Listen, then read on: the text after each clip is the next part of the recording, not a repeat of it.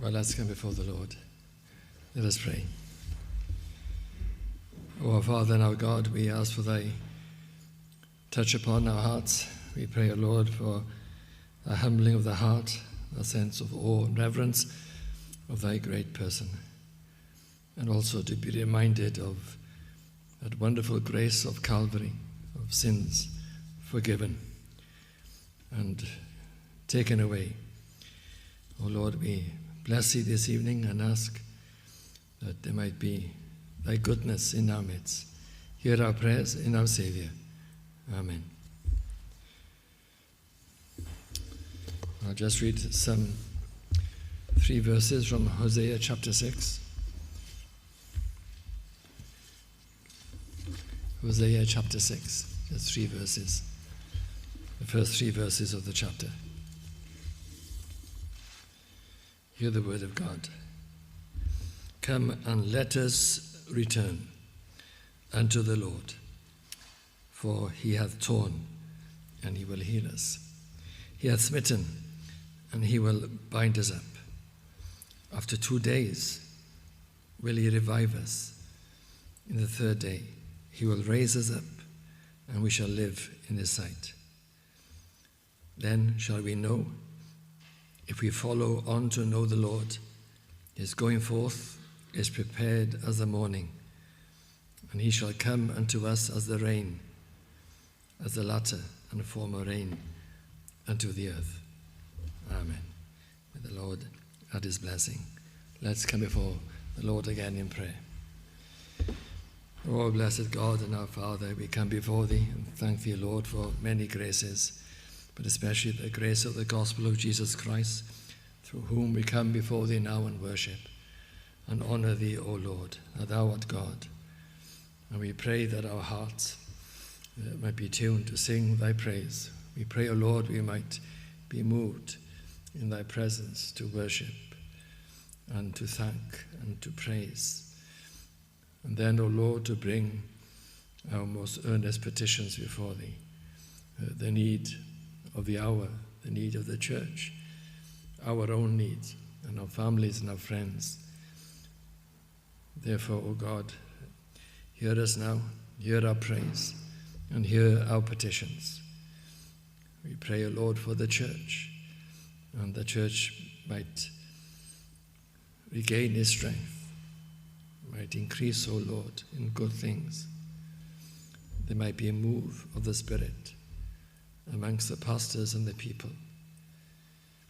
We think of other times, not only times of great revivals for which we would long, but also those other touches which has sustained and maintained the gospel work through different times in recent memory. And, oh Lord, we pray we might know such a thing. Without that, surely all our endeavors, all our activity will come to nothing. We need the Holy Spirit. We need the blessing of God upon us. Oh Lord, we ask, stir our hearts, and we ask that we might be all together in the gospel, both body and soul. We do pray for thy safekeeping and keep us from evil. Gracious God, watch over us. Put thy good hand upon us. How we pray for that, O Lord. How easily things can go astray. How easily things can go awry. And we live in a fallen world to begin with, then our fallen natures, and we can find ourselves at odds with each other, at odds with the gospel. O Lord, we ask that we might have that restraining but also blessed, gracious hand of God upon us. And Lord, to bless us, but also, Lord, we might know just blessing generally too. We pray for help on a daily matters. We pray, O Lord, that we might know day by day thy help and thy company, and we might know thy deliverances and thy keeping, thy preservation. All these things, O Lord, we do pray for, rightly so, because we are but dust, we are but flesh. And we are susceptible to these things, and thou dost remember that we are but dust. And these things fill our days, O Lord, and we commit them to thee, these small matters. And we ask, O Lord, for thy good hand. But not only in these matters do we ask for thy grace. We pray for the great matters and the important matters. And that especially we bring before thee, O Father, that our direction might be correct and there might be prosperity in our souls and in our churches. Oh, in this sense also we pray, keep us from evil. So hear our prayers now. Be with us now, O Lord, this very evening. We just ask the Lord for the unction and anointing of the Holy Spirit upon the word of God. And as Christ is mentioned, the Spirit might lift him up and that God might be glorified. And all might come together as it should, we pray, that nothing wrong or nothing inappropriate might be said or understood, misunderstood. Or, Lord, we pray that no error might be expressed, but all might be truth and grace. Hear our prayers, O Lord. We ask thee now for thy help in our Saviour, the Lord Jesus Christ. Amen. Now, before we sing, just a few brief announcements. At the moment, the practical announcements are the same. Please remain seated during the hymn recordings. At the end of the service, remain in your seats for the stewards to give you instructions on how to leave safely, and please book well in advance for any meeting with Richard Dickinson. The meetings this week: Friday prayer meeting on Zoom, 8 o'clock in the evening; Saturday Persian meeting on Zoom, 10 in the morning; and next Sunday, next Lord's Day, usual meetings are shown on our website. Just an update on our church council meeting. We did not actually meet on Tuesday, so we plan to meet Thursday, tomorrow, to discuss making changes to our risk assessments on COVID. That's following the Welsh Government update last week. So once we have something to say, we will email or message you with the latest news following that meeting tomorrow night. Well, let's sing this classic hymn, 597. 597. Tell me the old story. Please remain seated. 597.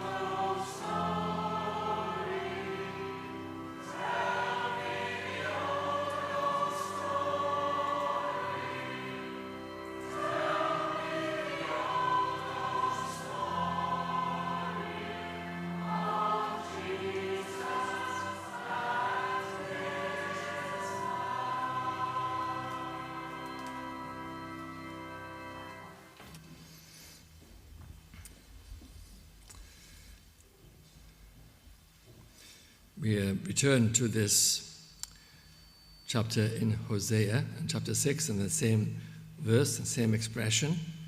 Come and let us return unto the Lord. And the word return in particular. Last week we took a pandemic view of this verse, speaking of how we have gone away from the Lord during the pandemic and need to return to the Lord. But this week we shall take a non-pandemic view of this verse. And instead of looking at the last 18 months or so, we shall look over a number of decades, even a lifetime, and see how we have gone away from the Lord and need to return to the Lord.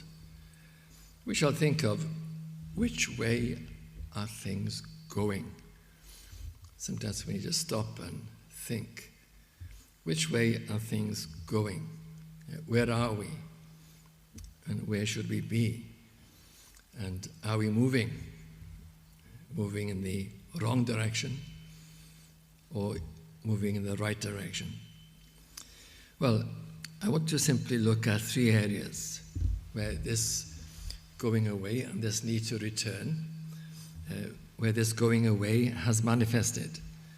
And the three areas, we need to return in worship.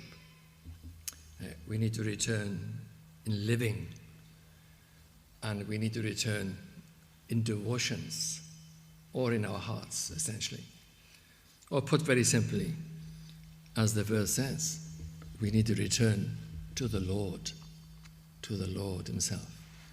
What a good place to return when you think about it. To return to the Lord, who is all life and light. Well, first of all, let's think of worship, the need to return in our worship. The way we worship in our church and a few other churches here and there is almost extinct, you could say. And the way I would describe worship in most churches would be casual, informal, entertaining, in many cases sentimental, really, and in some cases sensual. But as my father put it, and he had a way to say things in just a few words, worldly. It's worldly. That's what the worship is in our days. And yet many of us can remember worship of a very different kind. And that worship was a product of the revivals in our case, and essentially biblical, truly, deeply biblical. And so very simply, we must return. This is one place we must return in our worship. And in that subject, that context, I want to single out a few things just to expand upon that. We must return with reverence, awe, and the fear of God. I think most people would be comfortable with the term awe and reverence on the whole. But the fear of God is something which is rarely spoken about, because we must remember He's God. See, our worship must be vertical in the first place and not horizontal. Most certainly, our words must be directed to men, and we shall say more of that in a moment. But first of all, they are directed to God. When we meet, we address God, we look up to God, we speak to each other. But that's in the presence of the Lord and with the Lord. And everything we say points to Him, does it not? Points to Christ. Well, we must remember with reverence and awe that He is God, and that will bring the fear of God. I wonder when the last time that we truly felt a fear of God, because that's something that comes with His presence. And then, keeping with the theme of worship, we must return to the spiritual and heart religion. Now, very often our services can be formal or even quite cold. Having said that, we don't want lively services which are man-made, but rather we want worship which moves and touches the soul, which is God-made. And we need to discern the difference between our humanity being moved and our soul being moved. The externals of our humanity, our emotions and so on, our feelings, those are involved in true worship, but is that all? No, the soul must be moved and touched in true worship. And of course we can't do that without the Holy Spirit. When worship is in the Spirit, that is when it is truly spiritual. In the Spirit. It's so important to be on the Lord's Day in the Spirit. On His day in the Spirit is what we yearn for. And then, staying with worship too, we mentioned reverence and awe, sense of God. Sense of God. Then also the spiritual, the heart, the moving of the soul. These are all things which are typical of a church when blessed, and not in a small way, but in a profound way. Then also, if I can mention, return to the great truths in the gospel. We need to return to the truths our fathers preached. And put simply, if they did not preach it, nor should we. Now, of course, an occasional mention of some current issue is fine. But what I have said, there's a truth to it. If they did not preach it, nor should we. They were blessed. They were to be admired. And what they preached, we should preach. And what they did not preach, we should not preach, I suggest to you. So this means, of course, a return to the great doctrines of the Bible. The doctrines of grace, the sense of God, the glory of God, and most especially truths about our blessed Savior, the Lord Jesus Christ. He should be prominent all the time. And the gospel, and Calvary, and faith in Jesus Christ. And all, of course, that fits into that and is consistent with that. A saved heart, a changed heart. And all these things come together, the fundamentals. And we should have a confidence in the Word of God. In the same way, we should have a confidence in the Holy Spirit and not replace Him. It's really quite blasphemous, isn't it? That we should think of replacing the Holy Spirit. We have a confidence in the Holy Spirit and a confidence in the Word of God. And we are not swayed and persuaded by promises of a good name if it is outside the Word of God and the Holy Spirit. This is our area. Because, say, all other things are not in our area. This is our area. And then, still in the general theme of our worship, our prayer meetings. We must return to our prayer meetings and true praying.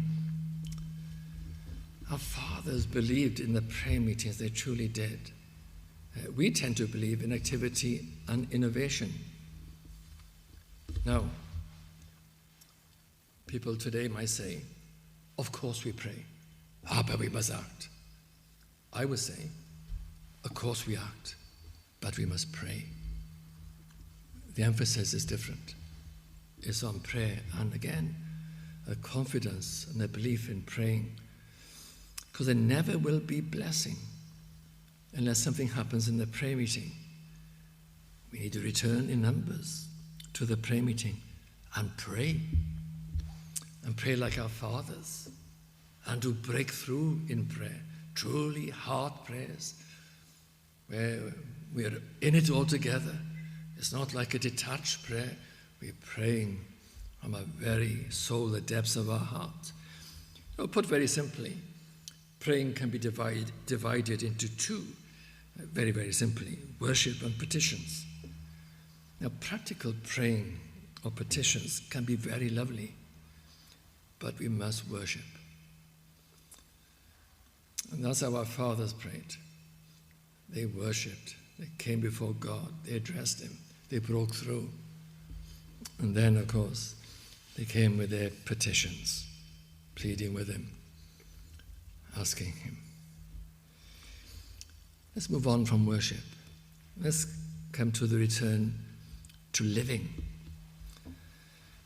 Another striking difference between the church today and the church a few decades ago, most certainly in times of revival, is the living of the Christian.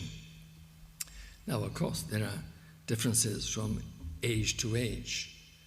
If I dressed in the style of somebody in the 1940s, you would think I'd be rather unusual, and quite rightly so. There are obvious differences, but the principles will continue from age to age. Such as, for example, just a return to godliness as we think of our living, that we are godly and not worldly. You know, I can remember, and I'm sure further back even more so, there was a kind of line we all knew we did not cross. Not because we were threatened or lent upon, we just knew it in our hearts. It was the line of our hearts, the desire of our heart. It wasn't something imposed upon us or forced upon us. We just knew these are the ways of the Lord. And we knew there must be separation from the world, most certainly from the dark, depraved world, for sure, but also from a materialistic world, the way the world lives, a world without God. And the Christian really did stand out from those things. More to the point, it's not just what we don't do and where we don't go and those things. It's a matter of being like God. And you can work it out yourself, but be like God, my friend. Be godly. Be like God. And then also, in this matter of living, yes, not worldliness, godliness, zealousness. We must return to a zealousness, a zeal. Yeah, our fathers had energy for the Lord's work. Our fathers had time for the Lord's work. And the reason why they had energy and time was because our fathers had a heart for the Lord's work. This was their life. And you know, it is the best work, the Lord's work. It is a blessed work, the work of God. We think of our life and we go about our businesses, and that's all well and good. But you know, the work of the Lord is above those things and was before us and will be after us if the Lord tarries. The work of the Lord, the work that goes from age to age, to be involved in this, to contribute to this in the smallest way is such a grace and a blessing. It doesn't matter how small it is, what you do, even in a day's work, that you might do something for the Lord. That is precious, that is gold. Well, we must be zealous, also sacrificial. We must return to sacrificial living. You know, our fathers gave their hearts and lives to the Lord, and that's because they owed everything to the Lord. But wait a minute, don't we owe everything to the Lord? Well, yes, we do. Then what is the difference then between us and them? They owed everything to the Lord, their very souls, washed in the blood of Christ, born again from above, grace upon grace, owed everything to him. Great sinners saved by a great Savior, just like ourselves. So what's the difference? Well, we need the same view. And you know, we need the view of the heart and the soul. We can know these things in our mind, and it leaves us cold on the whole. Sometimes it penetrates and a little tremor in our hearts, and we are moved slightly. But we need more of a heart view of these things. And then you'll find, like them, sacrificial living will be quite natural. I'm not saying it will be without cost, but it will be something you just do. It will be a default. It's not to be debated. Just thinking of the generation before me, my parents, and brought up in the manse there. My father, a minister for many years. My mother's a pastor's wife. and seeing it all. And of course there was a blessing there, but they knew blessing before the blessing they had in their ministry. And it was a given. Sacrificial living. Oh, there might be struggles, but it was a given. This is how we live. This is a default position. This is what we do because we are the Lord's, saved to serve, as they used to say. And then another matter with living. We must return to loving the brethren. Now, this is a difficult one. You could call this the besetting sin of the Lord's people through the ages. Let me give you perhaps an inappropriate illustration. Slightly amusing, but a very serious point.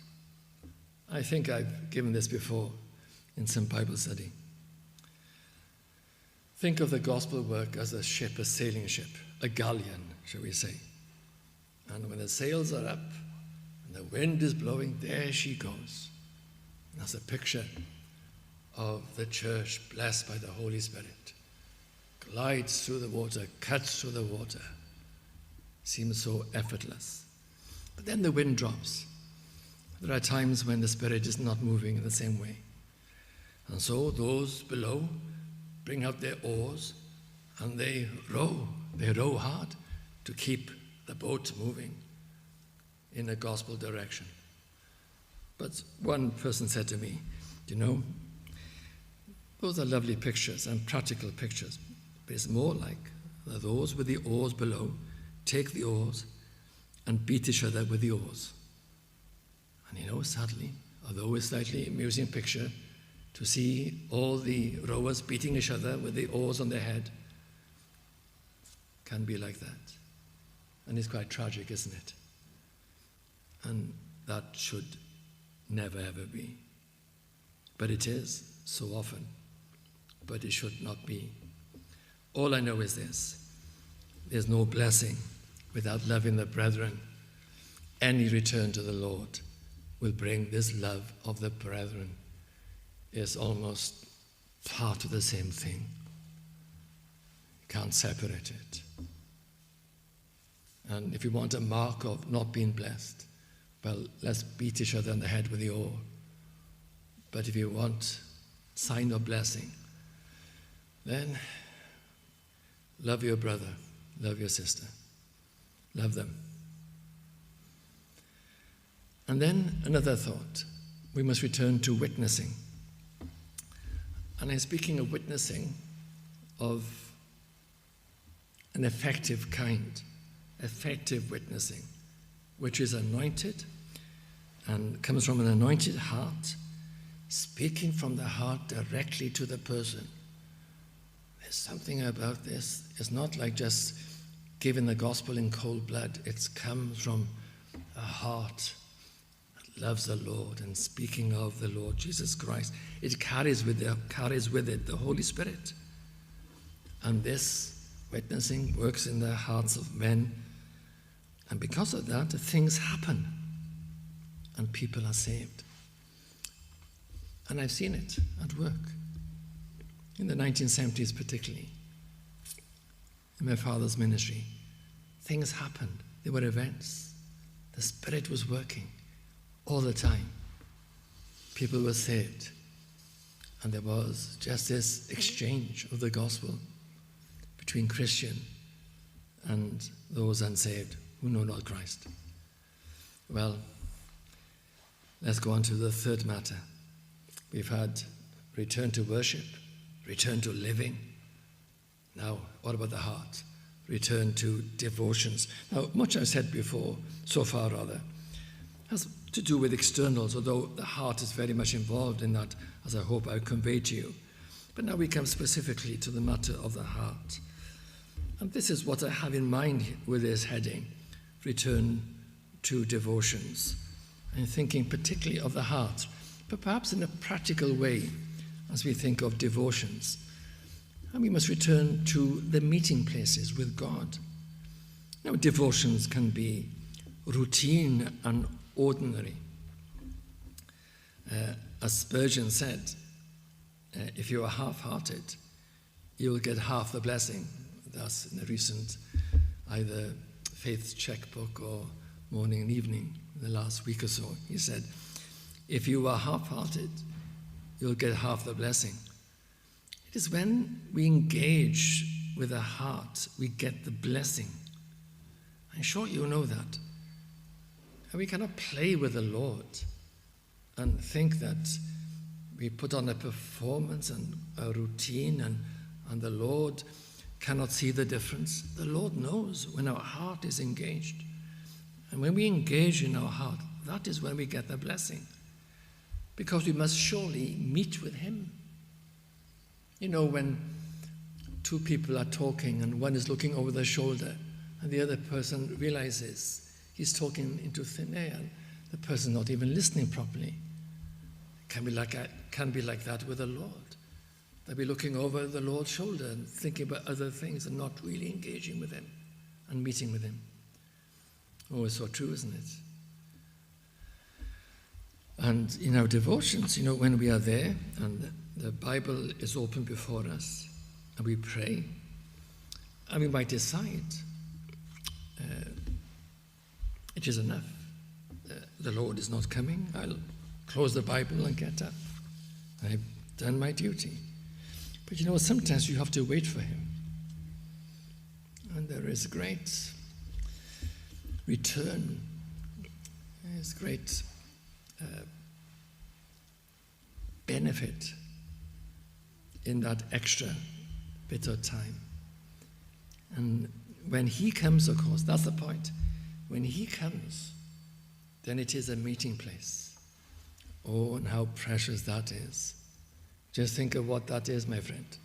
What are you doing? You are meeting with the Almighty. Can you believe it? Isn't it amazing? You think of the many false religions and many secular people going around in darkness, and there you are, meeting with the Almighty, with the Lord. What a moment. How precious. And then we must return to the Word of God in our devotions. And by returning to the Word, I mean more than just reading the Word of God. We must return with humble hearts and teachable hearts. Much more than mind knowledge, though that is part of it. But really it's a small part of it.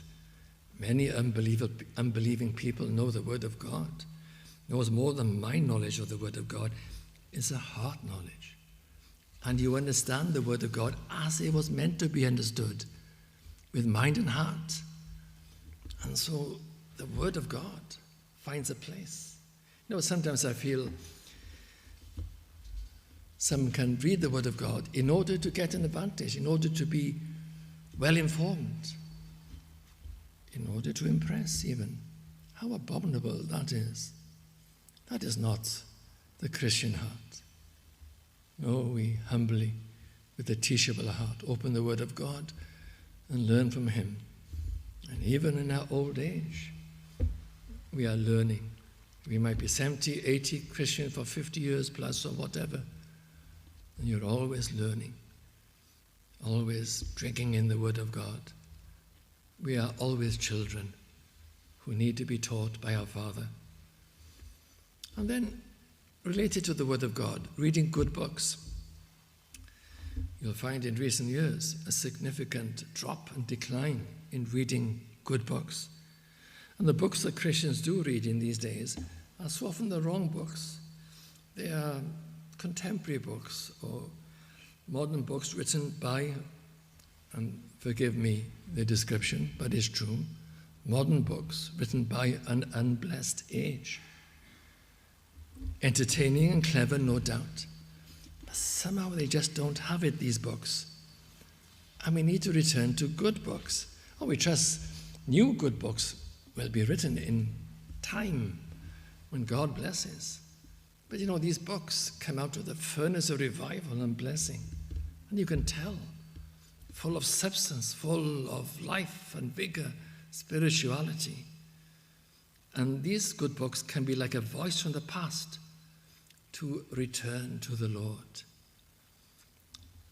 I was just looking on Twitter this last week and came across this quotation, forget who is by now, and somebody said, life is short, just read the best books. And there's a truth in that. And finally, just to round it off, we need to return to the Lord himself. It comes down to this, because that is what the verse says. Come and let us return unto the Lord. All I've said this evening is a supporting cast, you could say, to this main matter of returning to the Lord. And just think of the goodness of that, of where you're returning to. And there's one thing I want you to take away this evening, and to forget all the rest if you like, is this one thing, that we are returning to him. And you think now of where you are, maybe at a distance from him, and not following his ways as you should. When you return to the Lord, what a place that is. You return to the one who is glory and grace and power and splendor and majesty,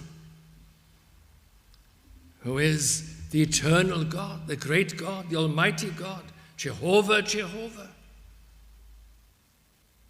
The Lord who made the whole earth and the whole cosmos.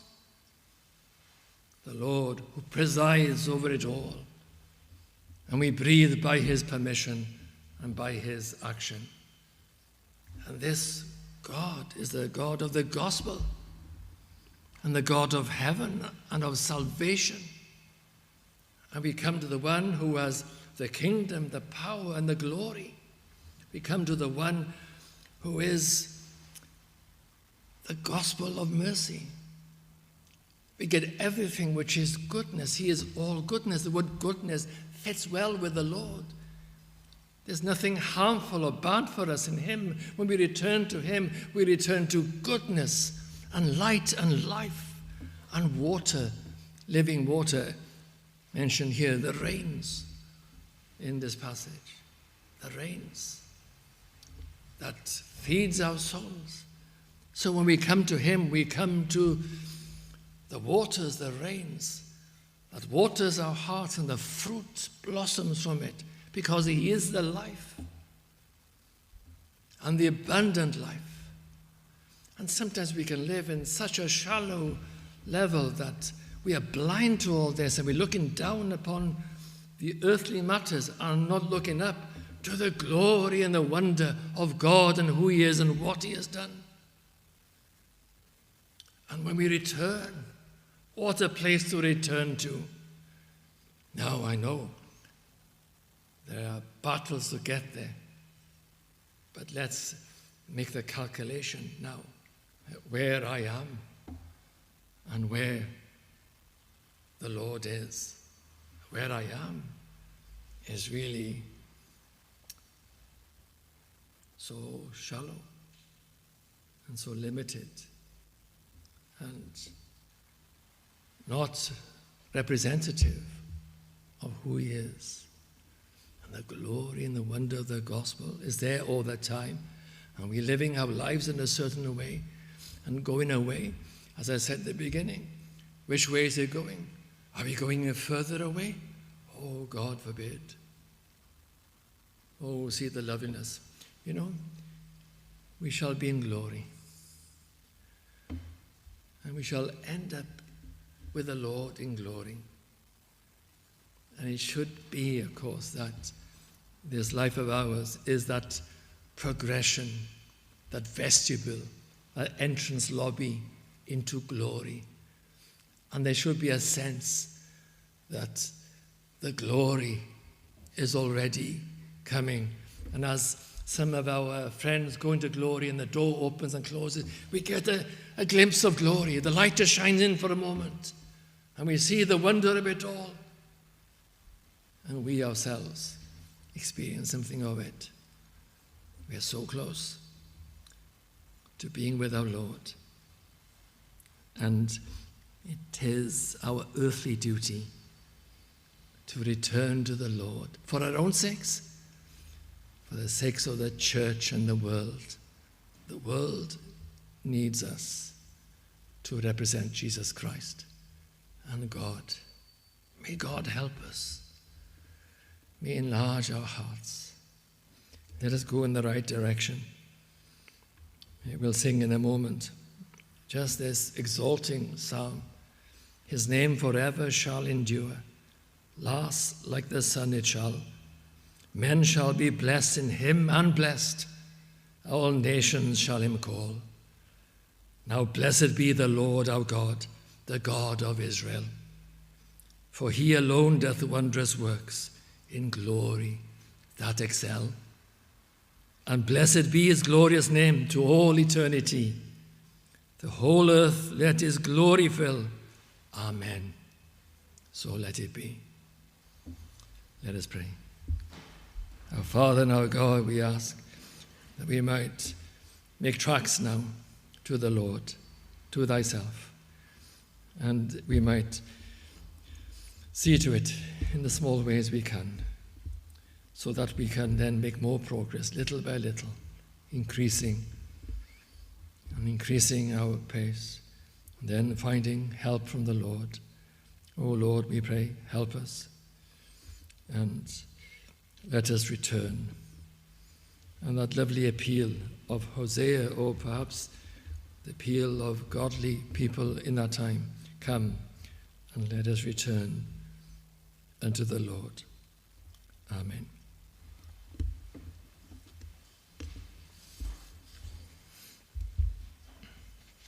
Well, let's sing that psalm, Psalm 72, verses 17 to 19. Remain seated. His name forever shall endure.